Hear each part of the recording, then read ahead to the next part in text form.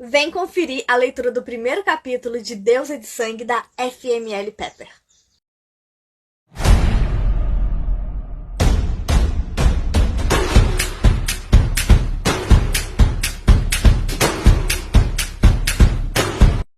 Para quem não me conhece, eu sou a Rafa e eu falo sobre livros. E hoje eu vou fazer a leitura do primeiro capítulo desse livro maravilhoso de uma autora maravilhosa.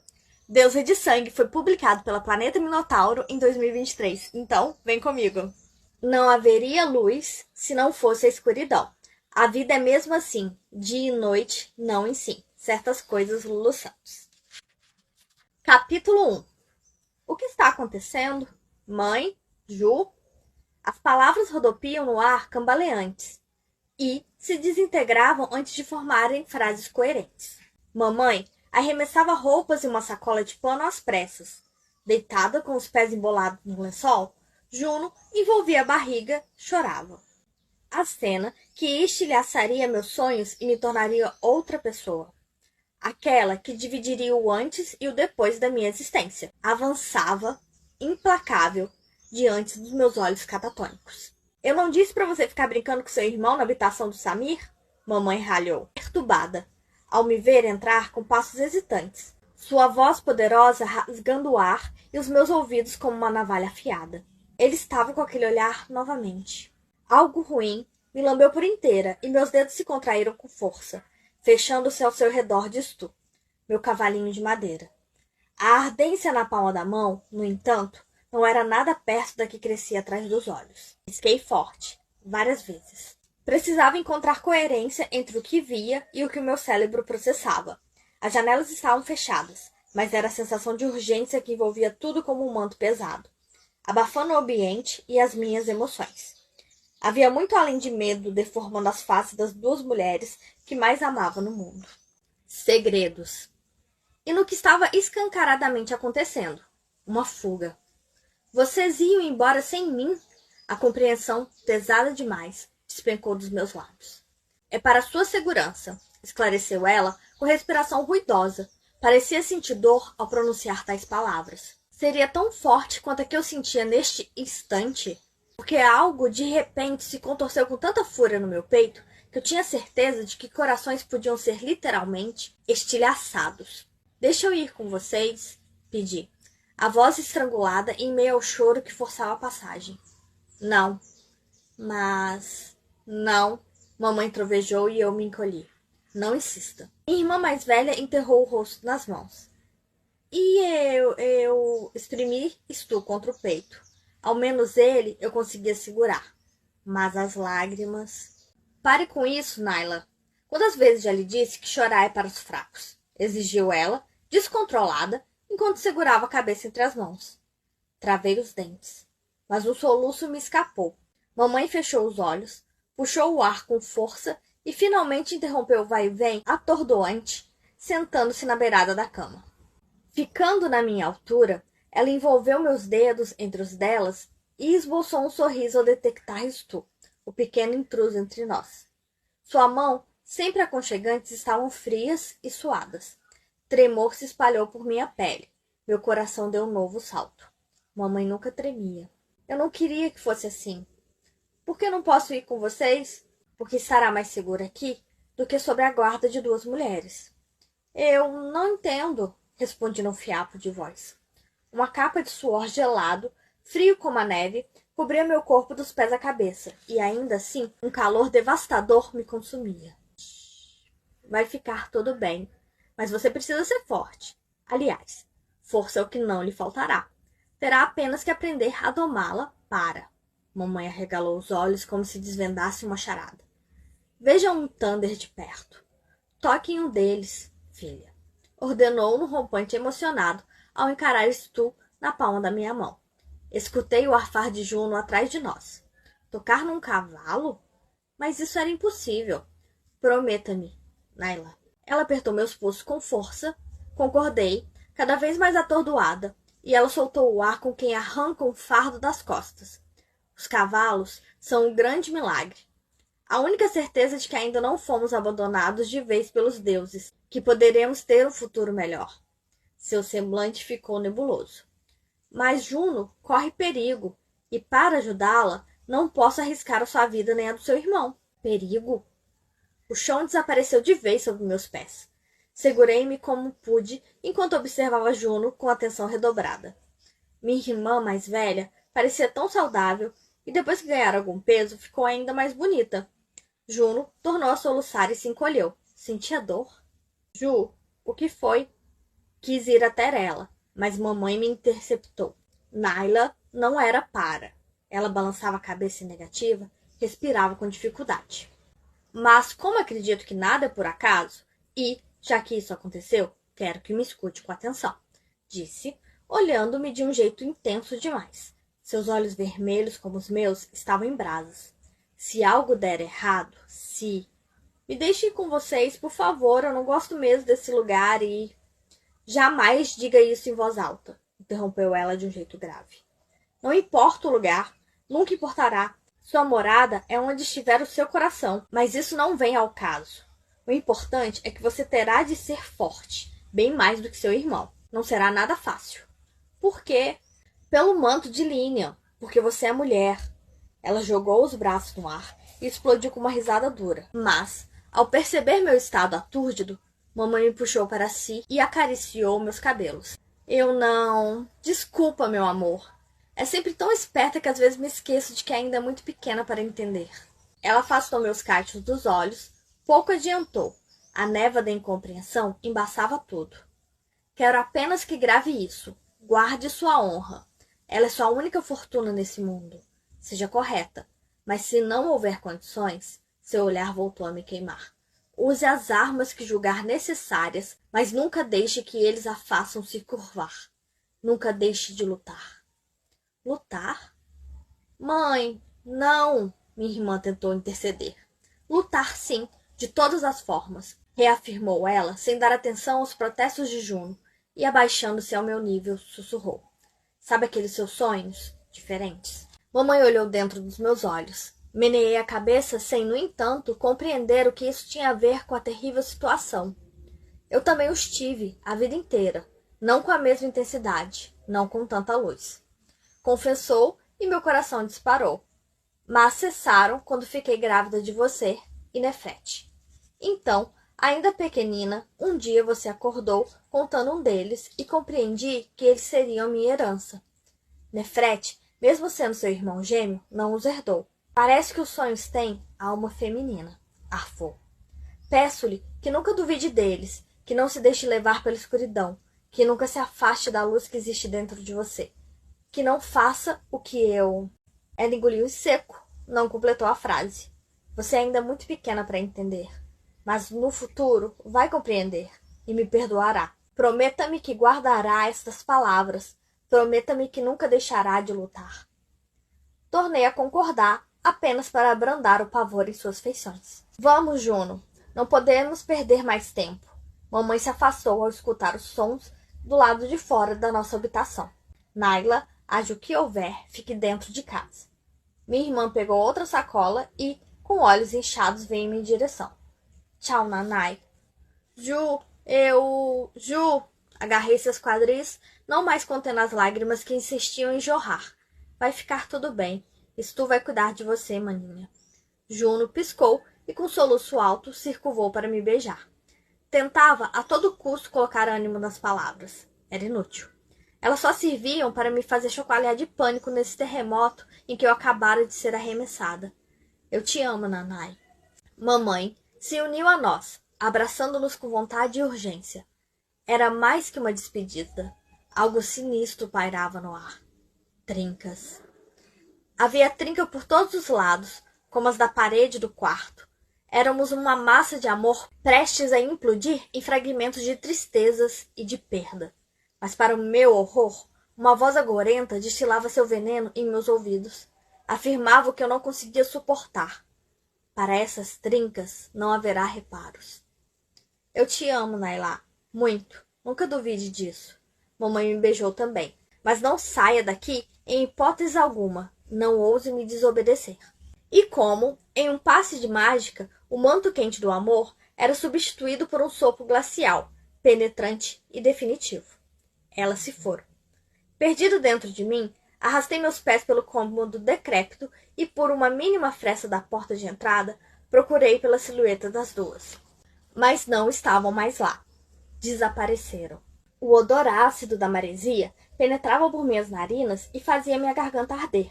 Rajadas de ventos açoitavam os dois mundos que me mantinham de pé, o de dentro e o de fora. Redemoinhas de folhas secas, terra e incompreensão rodopiavam diante dos meus olhos apáticos. O ar era frio, e ainda assim o calor ficava insuportável.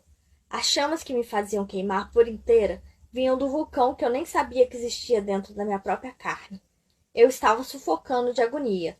Precisava de oxigênio. Necessitava de água para abrandar esse fogo cáustico de chuva. Ah, as chuvas. Mesmo após séculos de trégua, meu povo ainda tinha horror a elas. Apesar de, no passado, os vendavais terem sido os porta-estandartes sombrios da chegada iminente de tempestades implacáveis e tragédias.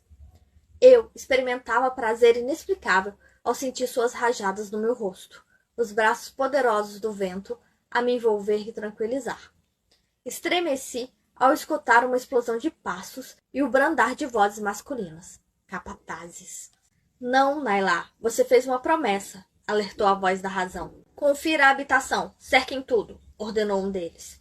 Nailah, não faça isso. A mamãe disse para não sair. Elas não devem estar longe, berrou o outro, o tom mais furioso que o primeiro. Elas? Abri a porta alguns milímetros e senti do outro lado da rua, parcialmente encoberto pelas sombras. Meu espírito direcionado para a ligação que nos unia desde sempre. Nefrete.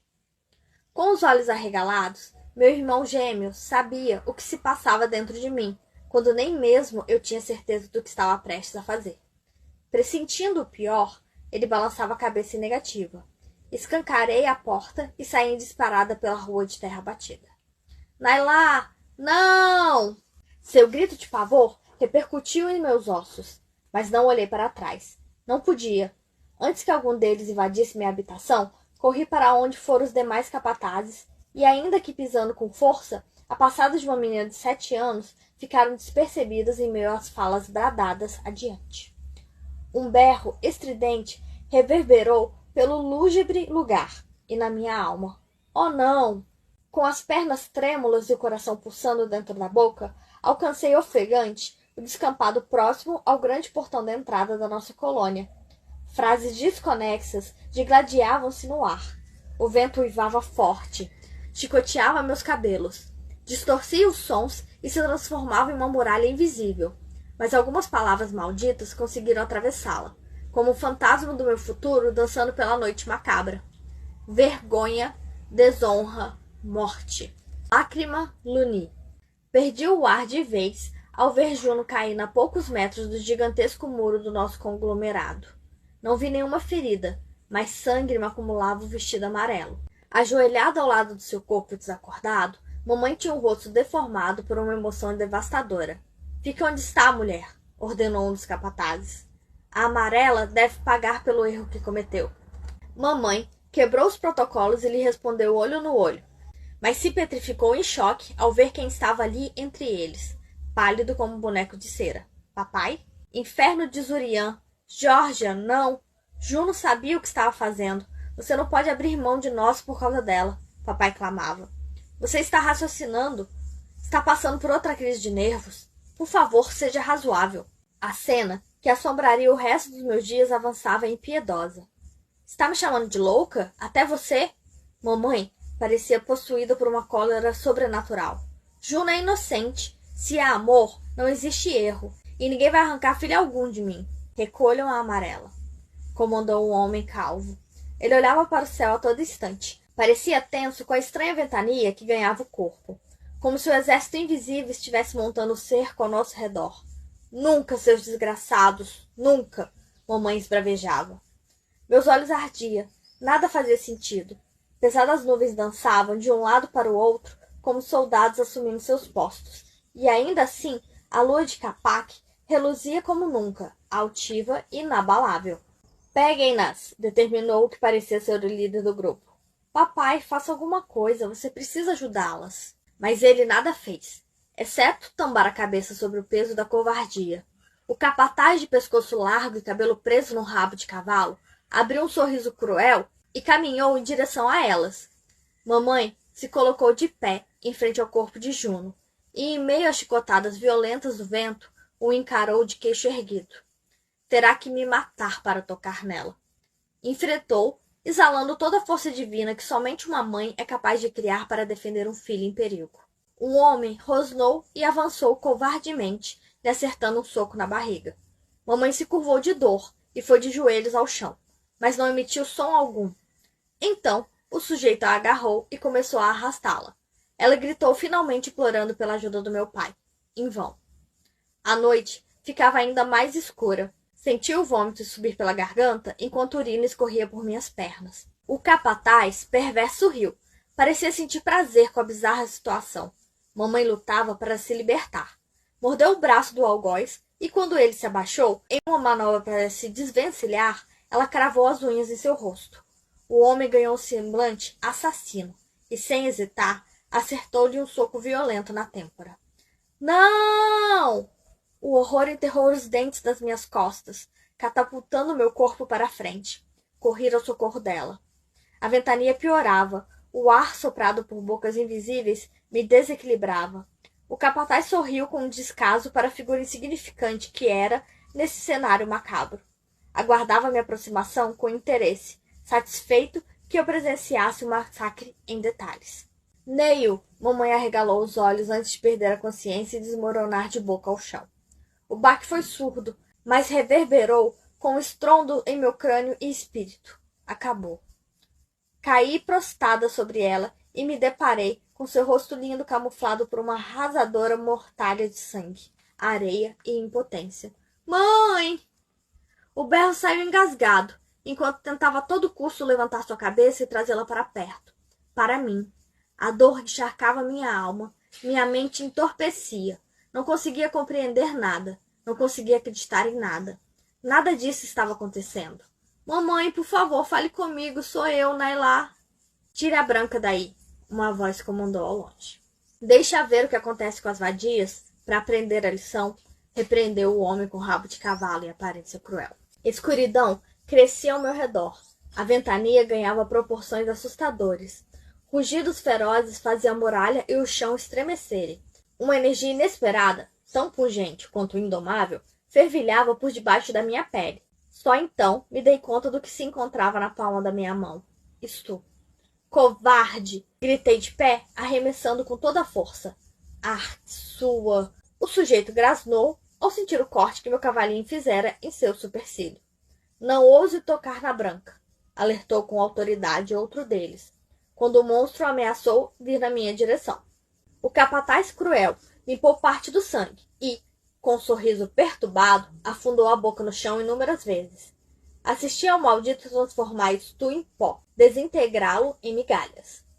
Juno estava errada. Não haveria ninguém para me proteger.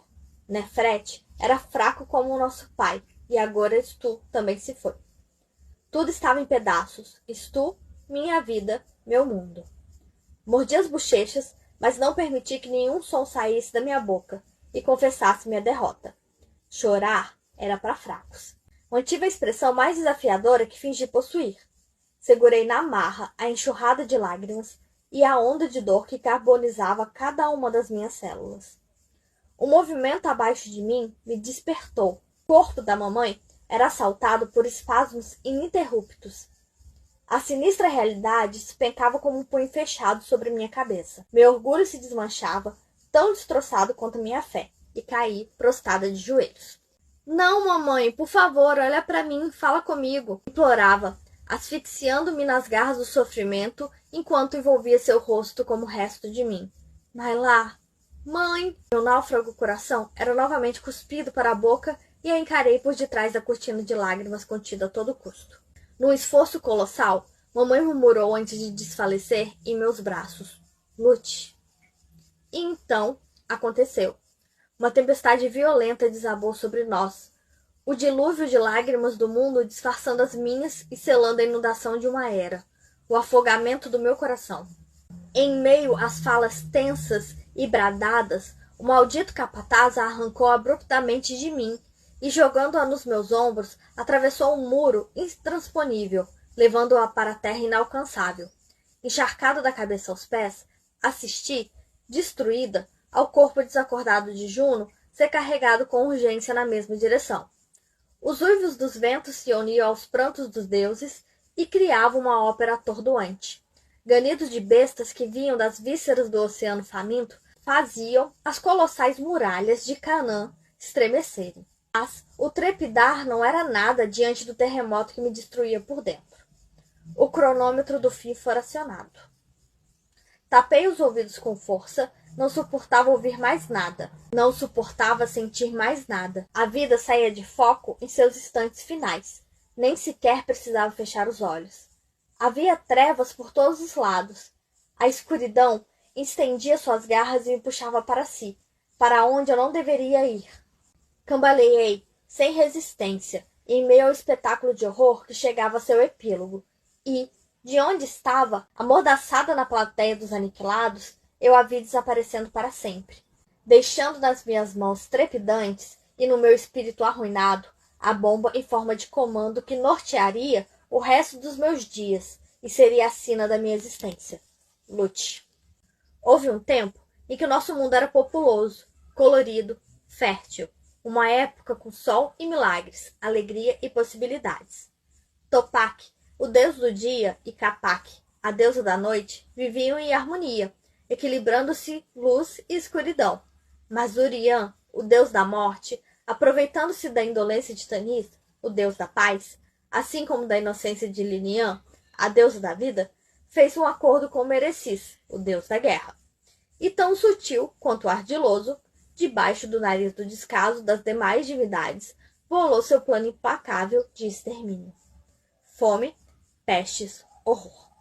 Chocado com o cenário de caos, o covarde Tanis se suicidou, decretando a ascensão de Zurian e permitindo que sua sombra mortal se espalhasse pelas camadas mais profundas do solo e dos corações.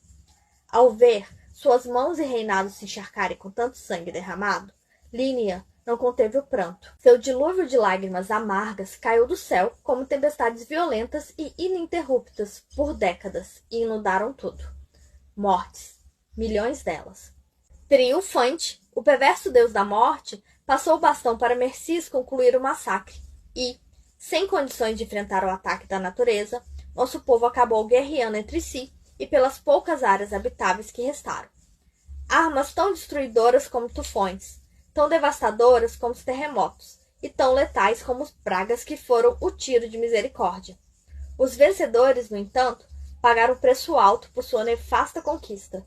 Terras estéreis, filhos estéreis. A espiral da extinção se alastrou, sedenta e cruel. Arruinado de todas as formas, nosso povo foi de joelhos ao chão, curvando-se diante da imutável verdade.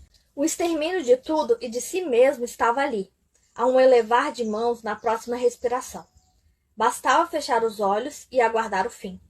Mas quando a luz de Topak esmureceu de vez e a escuridão de Capac envelopou as almas restantes no manto sombrio da despedida, algo fantástico, inimaginável, aconteceu. Começou com tudo, né? Começou daquele jeito para poder te entrelaçar nessa história e você não soltar mais. Então, o que você tá esperando? Corre para ler esse livro. Um beijo e até a próxima.